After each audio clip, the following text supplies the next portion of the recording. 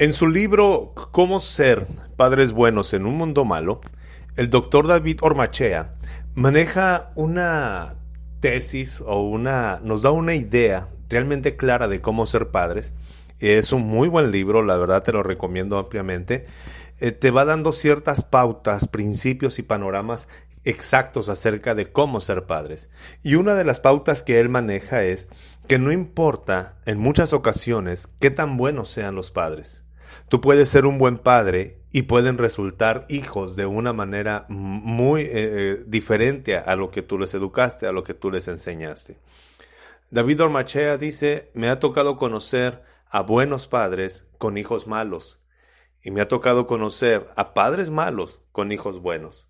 ¿Por qué? Porque al final de cuentas, el ejemplo que tú des, lo que tú viertas en tus hijos, la manera en la que te conduzcas, la forma en la que les hables, todo lo que tú transmitas, va a garantizar que tú eres un buen padre. Pero muchas veces nuestros hijos van a decidir de una manera muy alejada de lo que nosotros les enseñamos y tienes que estar consciente de que cada persona tiene la capacidad de decidir de qué manera va a vivir. Te hablo de esto porque en el capítulo que vamos a leer y la vida que vamos a estudiar a continuación, la vida de Manasés, que se encuentra en Segunda de Crónicas, capítulo 33, del 1 al 9, nos habla de la vida de Manasés, el hijo de Ezequías, de una manera completamente distinta a lo que tú y yo pudiéramos esperar en Ezequías. Ahora, te hablo de esta forma no para desanimarte, ni tampoco para decirte que los buenos valores, los principios y las conductas correctas y una vida que agrada a Dios en búsqueda, en santidad, o una vida que trata de agradar a Dios no tiene garantías. Créeme, tiene todas las garantías. La palabra de Dios dice que instruyas al niño en su camino y aun cuando fuere viejo no se va a apartar de él. Nos da la esperanza también de que la descendencia del justo será palpable lo que Dios haga en ellos. Entonces, no tengas temor de ser un buen padre. Lo que te dije al principio no quiere decir una mala noticia. Lo que te quiero llevar a pensar y a considerar es que cada quien es responsable de sus actos y tiene la capacidad de decidir. Nuestra labor como padres es ser buenos padres, es ser buenos ejemplos, es enseñar todas las virtudes que hemos conocido de Dios y ejemplificar con nuestra vida todo lo que predicamos con nuestros labios. Pero esto no quiere decir que nuestros hijos van a decidir bien. En ocasiones se van a equivocar, van a tomar malas decisiones, van a equivocarse en el camino, pero tienes que dejarlos hasta cierto punto, comprender que es la responsabilidad de ellos. Tu buena conducta, tu salvación, tu compromiso con Dios no va a dar en ellos el resultado. Ellos tienen que tomar la misma decisión de agradar a Dios. Tienes una gran esperanza cuando nos tomamos de la mano de Dios y estamos educando a nuestros hijos. Tienes una gran esperanza cuando tú empiezas a buscar a Dios y transmites esto a tus hijos, la restauración en tu matrimonio, la restauración en tu familia, llevar a tus hijos a conocer a Dios. Síguelo haciendo. Te recuerdo, no es un pensamiento pesimista en ninguna manera, ni el doctor David Ormachea ni nosotros tenemos la intención de llevarte a considerar que no vale la pena. Vale la pena ser bueno, pero al final de cuentas cada quien decide de qué forma va a vivir. Te digo esto porque Manasés tenía 12 años cuando comenzó a reinar y reinó en Jerusalén 55 años. Pero hizo lo malo a los ojos del Señor y cayó en las repugnantes prácticas de las naciones que el Señor había expulsado de la presencia de los israelitas. Volvió a levantar los lugares altos que su padre Ezequías había derribado y levantó otros altares a los Baales, hizo imágenes de acera y adoró a todo el ejército de los cielos y les rindió culto. Es decir, Manasés se pervirtió mucho más que los reyes que habían antecedido a su padre Ezequías. Aparte de todo esto, edificó también altares en el templo del Señor, del cual había dicho el Señor, mi nombre estará en Jerusalén para siempre, y en los atrios del templo del Señor levantó altares a todo el ejército de los cielos, es decir, adoraba las estrellas, consultaba a los astrólogos, buscaba el destino en medio de los astros, todo esto empezó a hacer. Y aparte de todo esto, mandó a hacer una imagen fundida y la puso en el templo de Dios. También dice la Biblia que pasó a sus hijos, sacrificó a Moloc y puso a sus descendientes en el altar de este abominable ídolo. Empezó a hacer tantas cosas que su padre había enseñado que no se hicieran. ¿De qué manera empezó Manasés? Hizo que Judá y los habitantes de Jerusalén se descarriaran y cometieran peores cosas que las naciones que el Señor había destruido a la vista de los israelitas.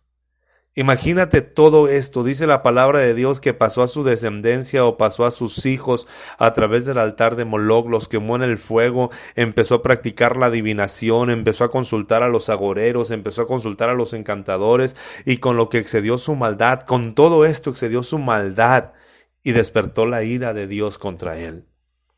Todo esto hizo Manasés. ¿Dónde estaba el ejemplo que él estaba viendo en su padre? ¿Cómo creció Manasés alrededor mirando a un hombre que traía el avivamiento de parte de Dios, que fue usado por Dios grandemente, pero él se estaba desviando y llevó al pueblo a cometer atrocidades completamente horribles? ¿A quién pedirle ayuda? ¿El pueblo a quién le iba a pedir ayuda si el líder estaba haciendo esto? Sin embargo, Dios en su misericordia sigue siendo poderoso. Dios alivia el sufrimiento más punzante de la vida. Y escucha, el sufrimiento más punzante de la vida es el pecado. No es la enfermedad, no es la miseria, no es la pobreza, puede ser un pensamiento mediocre, todo lo que tú quieras, pero todo esto se resume en algo. El dolor más punzante de la vida, el sufrimiento más punzante de la vida es el pecado. Y el pecado inicia cuando nosotros formamos dioses a nuestra imagen. Cuando diseñamos un dios falso, que fue lo que hizo Manasés, empezó a diseñar dioses falsos que le complacieran a él. Escucha, esa es la diferencia entre un dios falso y el Dios verdadero. Al Dios falso yo lo diseño para que me complazca. El Dios verdadero es para que yo lo complazca a él. Un Dios falso es diseñado a imagen del corazón inclinado a pecar y a causar sufrimiento. Por eso, humanamente es conveniente adorar a un Dios que jamás te pedirá cuentas, a un Dios que jamás pedirá que las personas dejen de causarse daño a sí mismas. Es decir, los dioses falsos nunca te van a exigir que dejes de pecar. Al contrario, seguirán promoviendo el pecado en tu vida, dañando tu vida y dañando a los que están alrededor de ti. Cuando las personas necesitan ayuda y tienen un Dios falso, ¿a quién se la piden? Al mismo Dios.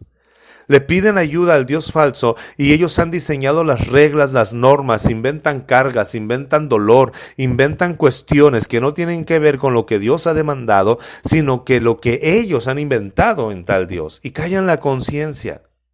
Pero en realidad el Dios falso está diseñado solamente para prolongar y causar más sufrimiento. Esto fue lo que hizo Manasés. Diseñó tantos dioses, quería prosperidad, quería fertilidad, quería abundancia, quería paz, quería tranquilidad, y empezó a diseñar dioses no que le pidieran cuentas, sino que él empezó a diseñar dioses de la forma en la que él quisiera manipularlos. Un Dios falso es algo que yo invento y callo mi conciencia cuando le impongo normas para cumplir. Eso no lo podemos hacer con el Dios verdadero.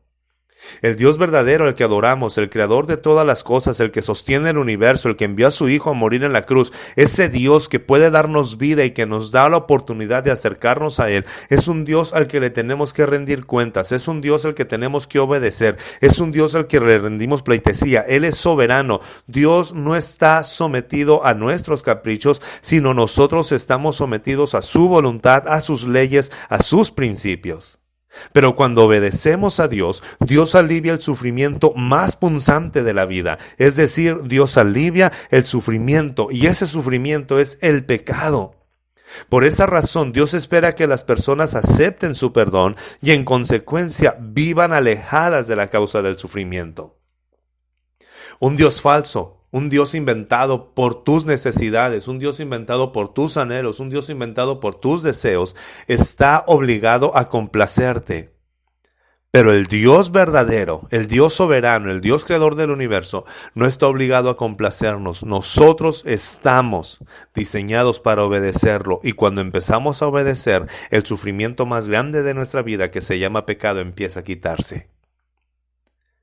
La mayor muestra de obediencia a Dios es cuando nosotros nos rendimos a su Hijo Jesucristo, reconocemos que su sacrificio es total y completo para perdonar nuestros pecados, para aliviar ese sufrimiento llamado pecado, nos rendimos ante Él y nos damos totalmente, con nuestra mente, con nuestra alma, con nuestra fuerza, con nuestro corazón, con todo lo que somos, y nos rendimos a Él en obediencia.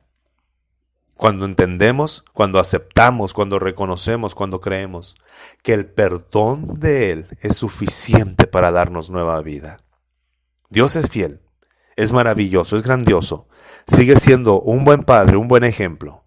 Y cuando tus hijos en algún momento tomen una decisión que no sea agradable a Dios, no tengas temor. El día de mañana vamos a hablar de esta gloriosa esperanza que hay en Dios. El perdón de Dios es ilimitado y siempre alivia ese sufrimiento llamado pecado. En el próximo podcast hablaremos de este tema.